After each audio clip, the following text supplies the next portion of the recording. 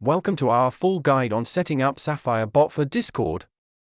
Today, we'll be exploring all its amazing features and how to get started.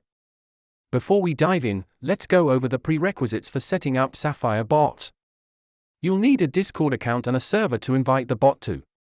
First, we need to create a Discord application and then a bot account. Head over to the Discord developer portal to get started. Once your bot is created, you'll need to invite it to your Discord server. Let's walk through the invitation process. Now, let's configure your Sapphire bot settings and permissions to ensure it has the right access on your server. Next up, we'll set up commands and customizations to tailor Sapphire bot to your needs.